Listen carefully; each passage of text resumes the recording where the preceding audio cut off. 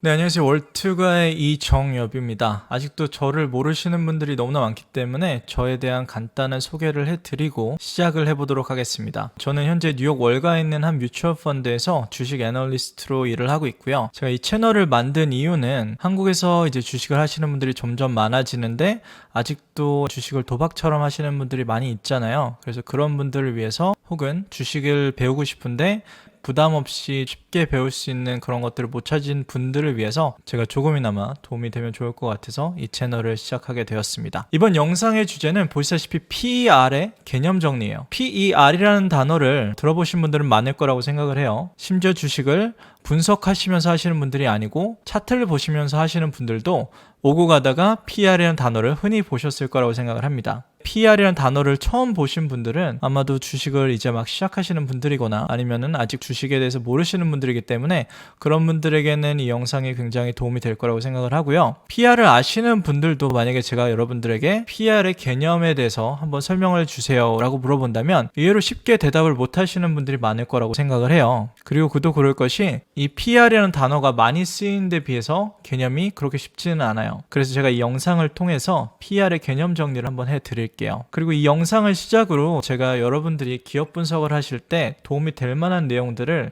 몇 개 영상들로 나눠서 정리를 해드릴까 합니다. 그래서 기대해 주시면 좋을 것 같고요. 그러면 일단 시작으로 PER이 뭔가에 대해서 말씀을 드려볼게요. PER은 Price to Earnings Ratio의 약자예요. 한국 분들은 이거를 PER이라고 부르는데 미국에서는 그렇게 부르지 않고 PE ratio 아니면 그냥 PE라고 불러요. 이게 무슨 뜻이냐면은 여러분들이 물건을 사실 때 아무 가격에나 막 사시진 않잖아요. 얼마의 가격이 딱 주어졌을 때 이게 싸구나 비싸구나를 판단을 하고 싸면 사고 비싸면 한 번 더 생각해 보시겠죠. 주식도 마찬가지죠. 그냥 좋아하는 주식이라고 막 사는 게 아니라 싼 가격이 있을 거고 비싼 가격이 있을 거잖아요. 그래서 그거를 보여주는 지표 중에 하나가 PER이에요. 주식이 싼지 비싼지를 보여주는 밸류에이션 지표 중에 하나. PER 외에도 굉장히 많은 밸류에이션 지표가 있는데 예를 들어서 EV to EBITDA, EV to Sales, EV to Free Cash Flow, DCF, Sum of the Parts 굉장히 많은데 그 중에서 가장 많이 쓰이고 가장 보편적으로 쓰여지는 밸류에이션 지표다라고 생각하시면 될 것 같고요. 그렇기 때문에 여러분들이 꼭 이해하셔야 되는 거라고 생각을 합니다. Price는 당연히 여러분들이 보시는 회사의 현재 주가이고요. Earnings는 주당 순수익, 영어로는 Earnings per Share, EPS 많이 들어보셨죠? PER을 계산하실 때 이 EPS는 작년 혹은 과거의 EPS를 사용하는 게 아니라 우리가 지금 있는 그 해 혹은 그 다음의 EPS를 사용하는 거예요. 예를 들어서 우리가 지금 2020년도에 있잖아요. 그리고 2020년도가 아직 끝나지 않았잖아요. 아직 실적은 다 나오진 않았지만 2020년도에 시장에 혹은 여러분들만의 예상 EPS가 있을 거 아니에요. 그거를 사용해서 PER을 계산을 하거나 아니면은 지금같이 2020년이 거의 다 끝나가잖아요. 그러면 그 다음 해에 EPS 예상치를 사용해서 PER을 계산하기도 합니다. PER 계산 공식을 보여드릴게요. 굉장히 간단합니다. 분자에는 price 주가가 있고요. 분모에는 earnings per share, EPS. 그래서 price를 EPS로 나눈 게 PER이에요. 이렇게 말고 또 다른 방법이 있는데 분자 분모에 주식수를 곱하면 주식수는 shares outstanding, 그 회사에 발행된 주식수를 말하고요. 이거는 손익계산서에서 찾을 수 있어요. 위아래의 주식수를 똑같이 곱하면 분자는 market capitalization, 다르게 말하면 시가총액, 즉 회사의 크기를 뜻하는 수치가 나오는 거고요. 분모에는 net income, 순이익이 나와요. 그래서 시가총액을 순이익으로 나누면 그게 또 PER이다 라고 생각하시면 될 것 같고요. 개념은 사실 멀티플 개념이에요. 배수의 개념이죠. 예를 들어 볼게요. 만약에 여러분들이 보시는 회사의 EPS가 1불이라고 가정을 한다면 그 회사의 주가는 EPS의 몇 배일까? 만약에 PER이 10배면은 주가는 얼마일까요? 주가는 10불이겠죠? EPS 1불 곱하기 10하면 주당 10불. 배수의 개념으로 생각을 하시면 되는데 또 많은 분들이 이렇게 해석을 하시더라고요. 만약에 현재 EPS가 1불이라면 그리고 이 1불을 매년 앞으로 10년 동안 꾸준히 창출을 한다면 원금을 10년 안에 회수할 수 있다. 원금이란 거는 우리가 이 주식을 사는데 10불을 낸 거잖아요. 이게 원금이라고 가정을 한다면 1불씩 10년 하면 10불이니까 10년 후에 원금을 회수할 수 있다. 이렇게 해석할 수도 있는데 꼭 틀린 말은 아니지만 또 꼭 맞는 말도 아니에요. 그 이유가 뭐냐면은 이 net income이라는 거는 회사가 그 해에 창출하는 총 순이익인데 만약에 이 회사가 매년 순이익을 전액 주주들에게 돌려준다. 배당금으로 돌려주든 자사주 매입으로 돌려주던, 그렇다고 가정을 하면 이 해석이 맞겠죠. 하지만 현실적으로 봤을 때 회사들은 이 순이익을 거의 다 회사의 성장을 위해서 재투자하는 데 씁니다. CapEx에도 투자를 하고요. 인수합병을 한 데 쓰고 또 R&D 등등 투자할 때가 많죠. 그리고 나서 돈이 남는다면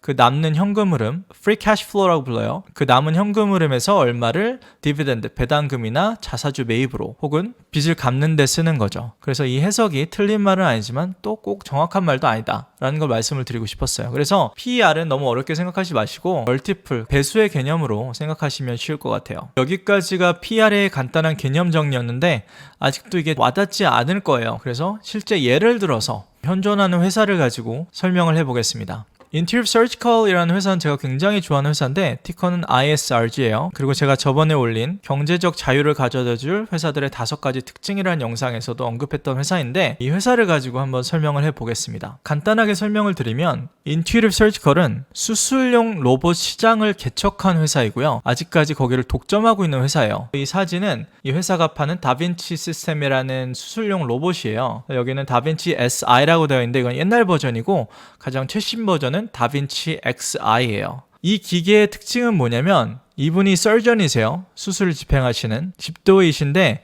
환자 옆에 있는 게 아니라 좀 멀리 떨어져서 이 기계를 통해서 카메라를 통해서 몸속을 들여다보고 이 손에 조이스틱을 가지고 수술을 집행을 하시는 거예요. 그럼 이 카메라는 어디에 있냐?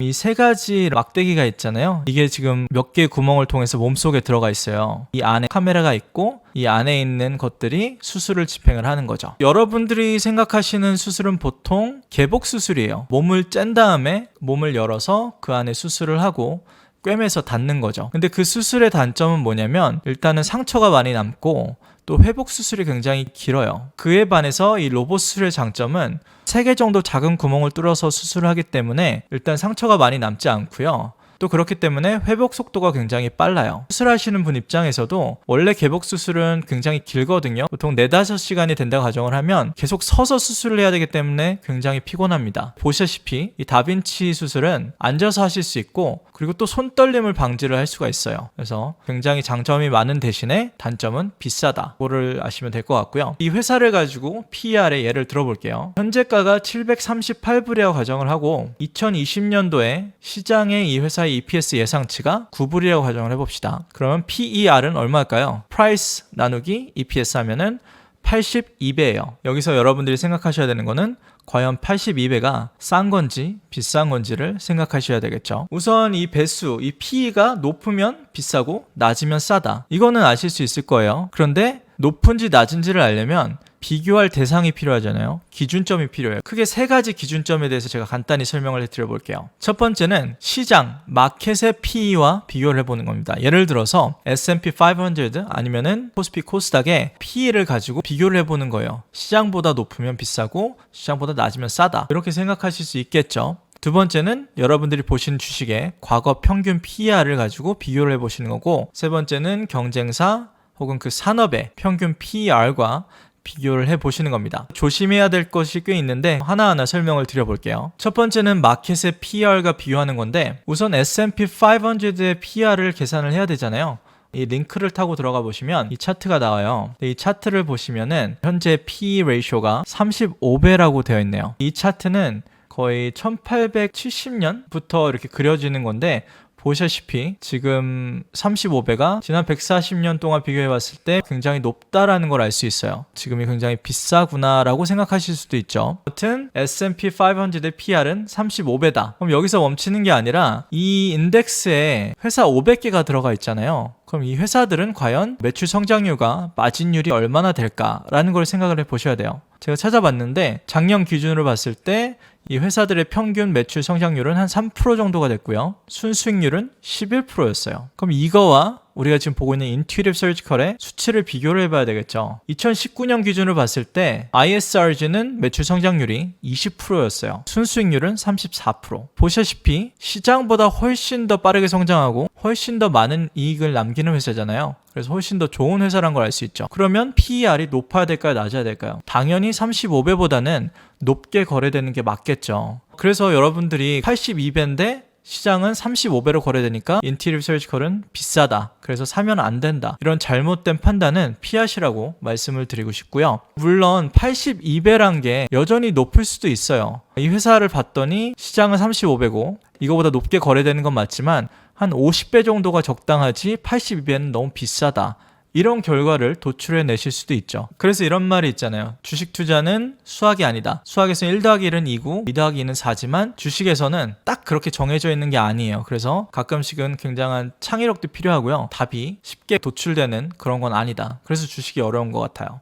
두 번째는 회사의 과거 평균 PR과 비교를 해보는 건데 제가 이 회사의 지난 5년간의 PR을 그려봤습니다. 보시면 아시겠지만 과거보다 지금 훨씬 더 높은 PR로 거래가 되고 있는 거를 알 수 있겠죠. 그래서 이렇게 본다면 일단 싸지는 않다 라고 보실 수 있고요. 세 번째는 경쟁사 혹은 산업의 평균 PR과 한번 비교를 해볼게요. 인티리어 서지컬이 속해 있는 산업은 의료기기예요. 의료기기는 Medical Devices인데 굉장히 좋은 산업이라고 저는 생각을 합니다. 이 안에 정말 좋은 회사들이 많이 있는데 처음 두 개는 Medtronic 그리고 J&J, 존슨 & 존슨인데 이 두 회사가 어떻게 보면은 인티리어 서지컬의 미래의 경쟁 회사예요. 아직까지는 수술 로봇이 독점이기 때문에 경쟁사가 없다고 보시면 돼요. 그런데 이 두 회사가 앞으로 3, 4년 안에 인티리어 서지컬의 경쟁 로봇을 출시를 할 거예요. 그 결과에 따라서 인티리어 서지컬의 성장이 둔화가 될 수도 있고 아니면은 계속 인티리어 서지컬이 압도적으로 성장할 수도 있고 그건 아무도 모르는 거고 그거를 예측하는 게 어떻게 보면은 투자자들의 일이잖아요. 이 두 회사 말고도 굉장히 좋은 메디컬 디바이스 컴퍼니가 많이 있는데 뭐 Abbott 있고요. Boston Scientific, Stryker, Edwards.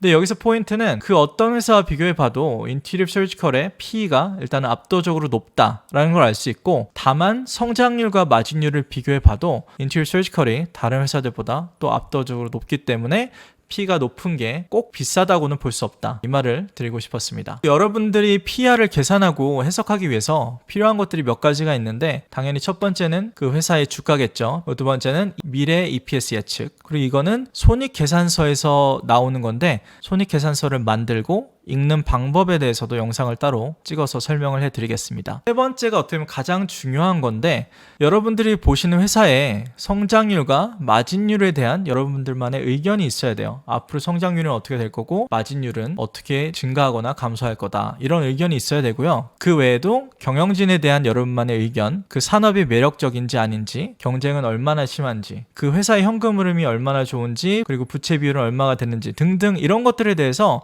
리서치를 통해서 여러분들만의 의견이 있어야 된다고 생각을 합니다. 그 의견이 있어야 아까 같이 82배란 P가 나왔을 때 그게 비싼지 싼지를 더 정확히 여러분들이 결정을 내릴 수가 있어요. 경영진에 대한 영상도 제가 따로 올렸었고요. 또 아까 말씀드렸던 경제적 자유를 가져다줄 회사들의 5가지 특징 이런 영상들이 사실 이 3번을 여러분들이 하시는데 굉장히 많은 도움을 줄 영상들이기 때문에 꼭 보시라고 말씀을 드리고 싶어요. 다음 영상은 PER을 여러분들이 해석하실 때 유의해야 할 점 3가지에 대해서 간단하게 말씀을 드려볼게요. 그 영상도 기대해 주시면 좋을 것 같고 혹시나 제가 설명을 잘 못한 부분이 있으면 댓글 남겨주시면 제가 댓글로 또 부가 설명해 드리겠습니다. 마지막으로 좋아요 눌러주시면 감사드리겠고 아직 구독 안 하신 분들은 구독해 주시면 또 감사드리겠습니다. 그럼 다음 영상에서 뵐게요. 감사합니다.